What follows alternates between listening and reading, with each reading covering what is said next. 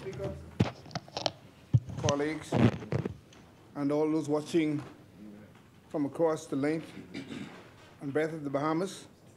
Special greeting also goes out to my great people of Central Grand Bahama, who I am eternally proud to represent in this honored house.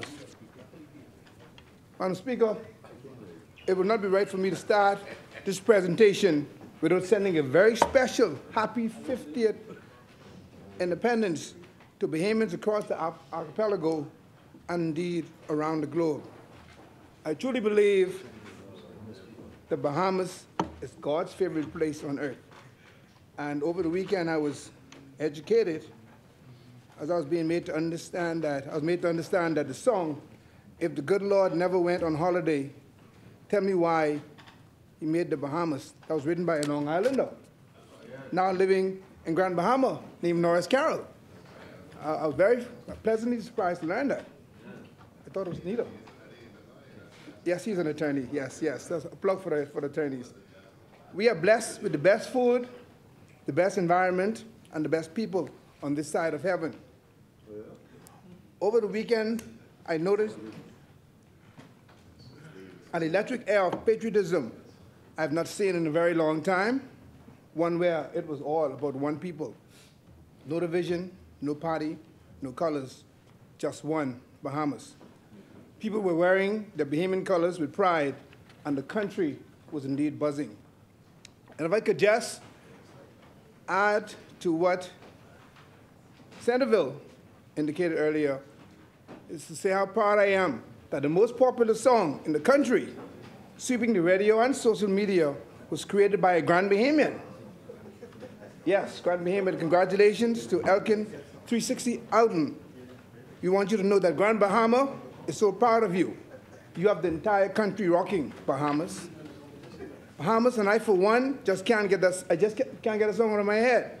So I hope I don't break out in that song, Bahamas, while I'm making my contribution. Just catchy, And this speaks to the fact, like Centerville indicated, that the stones that the builders rejected came the head cornerstone. Because I was made to understand that he didn't even make the second round in the competition.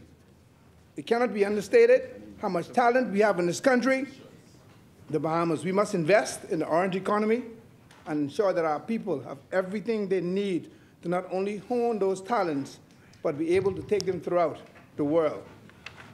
The past 50 years was one of strengthening our identity as a people and as a culture, and I can't wait to see what God does in the next 50 years. And here's hoping to God keeping me for that long.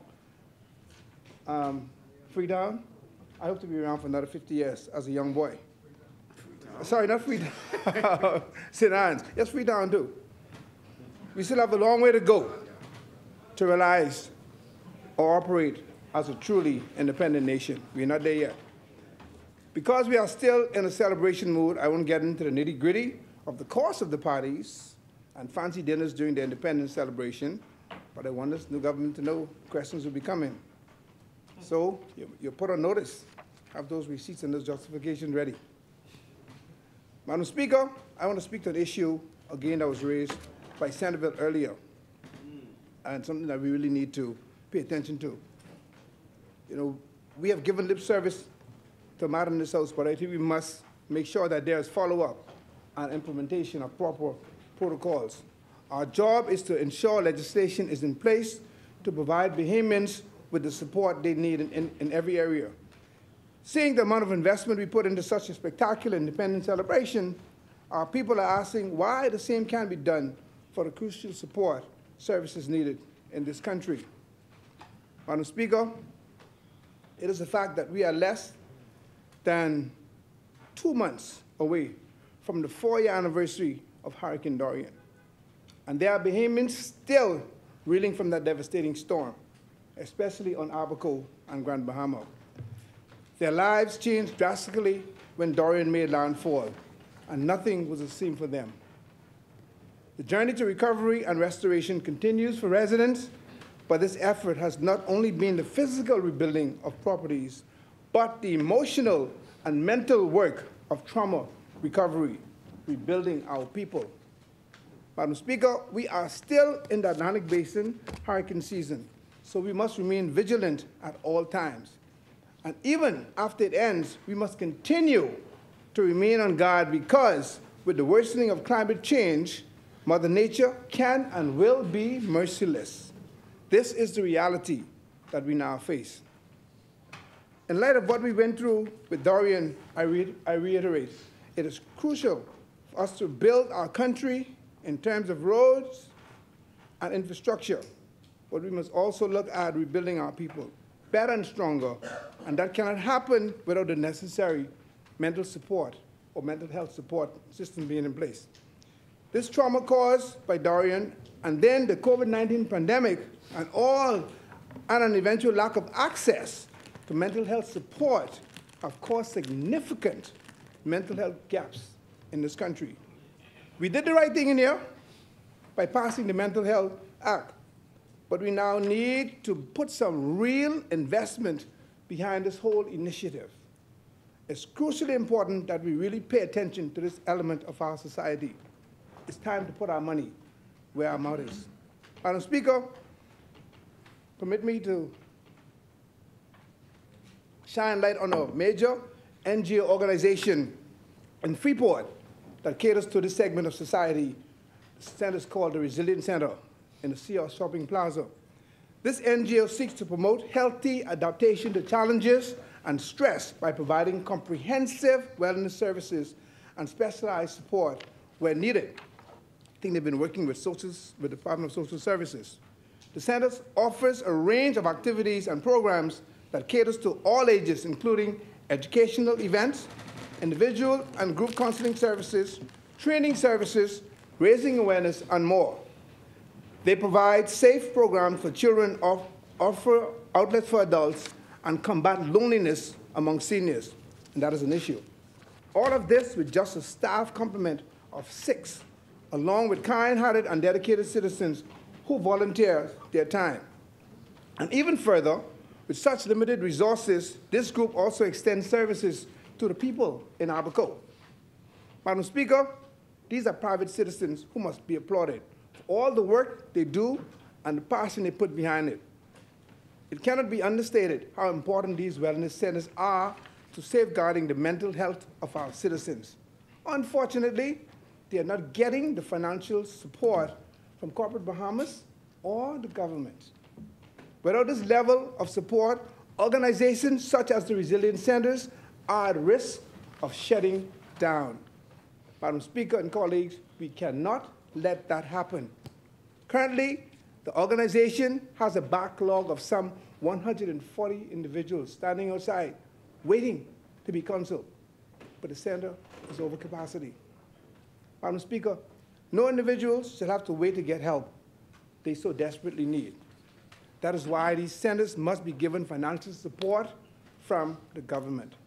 It's time for us to back them financially. Madam Speaker, we know that given the impact of recent events such as Hurricane Dorian, COVID, inflation, and other social ills, addressing the mental health of residents has become even more crucial. More must be done by us sitting in here. Yes, we have started the process, kudos, but we cannot stop here.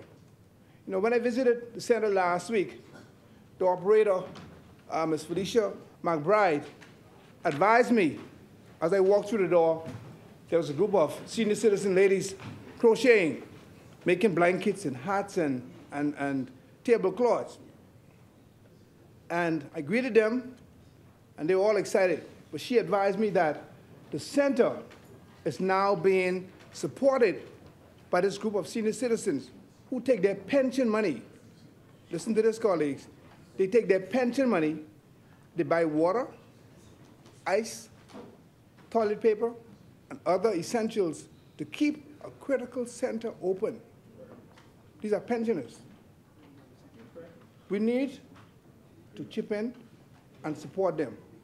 She's also expressed gratitude to our landlord, Milo Butler & Sons, who have extended their rent for some 8 months. They're behind. But Milo Butler & Sons recognizes the importance of this center being there and has granted them the privilege of extending their time. So again, colleagues, we need to pay attention to this critical center and others like it not only in Nassau, but throughout the Bahamas, those who are reaching out to build the man and the woman.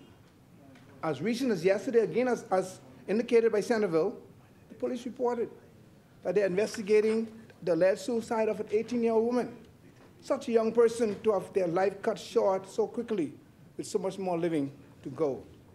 It is the police job to investigate these matters, but it is our job in here to make sure that these matters don't happen by providing all of the support needed for people struggling with their personal demons, for lack of a better word.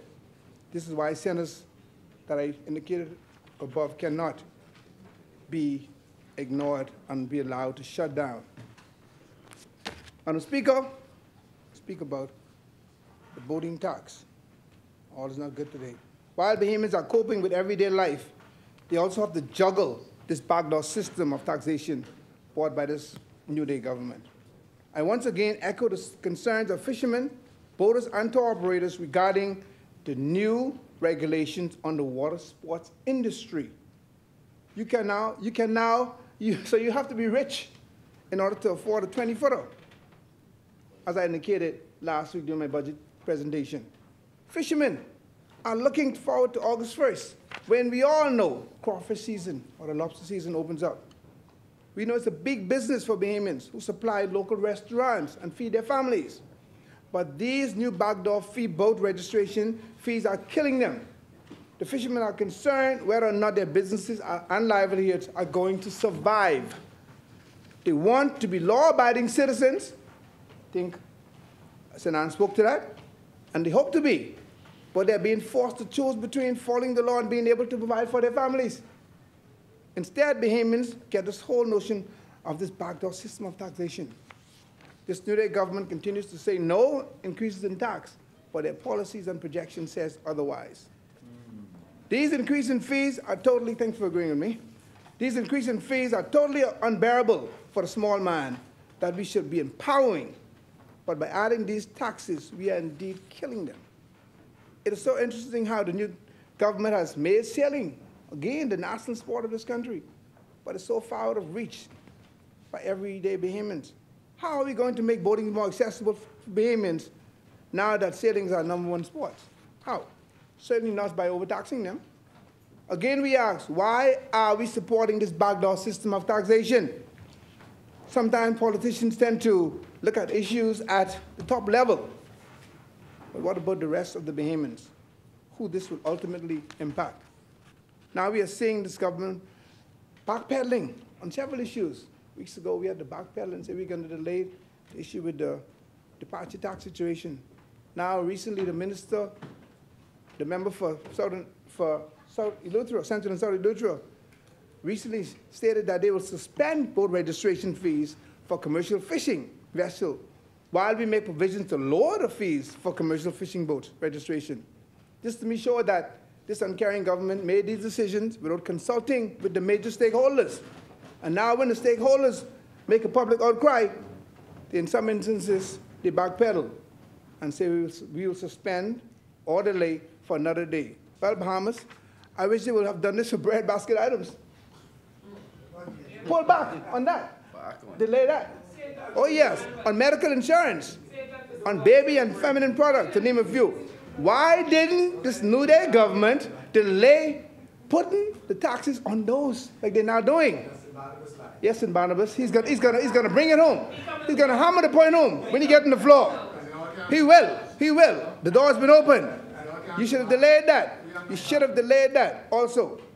But you know you're hell-bent on tax. Now pulling back from these taxes and fishing. Madam Speaker, I know we're all trying to get out of here. Exactly. Today we talk about breadbasket items and boat. Now pulling back from these boat and fishing taxes that I outlined during my budget contribution will create, again, this again wasn't properly thought of, because in my opinion, it's going to now create shortfall in your revenue projection. This is a part of your revenue projection, your revenue stream, when you outline your budget. Now we're pulling back, we're canceling registration fees, we're suspending it. How are you going to make up for the shortfalls? Your budget projections are in problems. You didn't think it through properly. You jumped the gun. You jumped the gun. Now you got to find another revenue stream, and guess what it's going to be? More taxing, more tax, more VAT on the backs of the poor, struggling Bahamians. You did not think it through. You did not consult. You went straight into action. But again, the other question is this. If there's no commercial fishing boat registration and licensing, can these boats be insured? Will they now be inspected for safety? If you're going to suspend the fees, there's no registration. How are you going to get insurance for them? Who's going to inspect them to make sure that they are safe for the fishermen and the crew to go on in? Madam Speaker, as we now move to make laws that benefit those who sit in this honorable House easier, such as exempting licensing fees, let's seek to do the same for every single Bahamian. We cannot appear to be privileged in here getting concessions while the average Joe is suffering. As it relates to the substantive Notary Public Amendment Act, that's a simple matter. However, let us seek to level the playing field.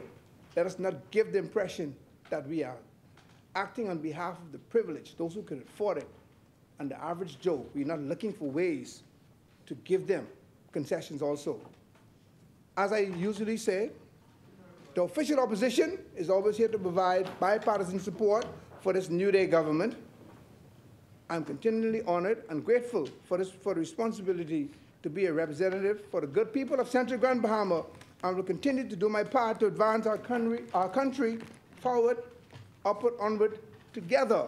And yes, before I take my seat, the world-famous Central Grand Bahama Farmers Market will be this Saturday at 10, starting 9 o'clock at the Royal Oasis Ground in Freeport, Grand Bahama this Saturday. So we're urging all of our vendors, secure your booth. In fact, I believe they all have been secured.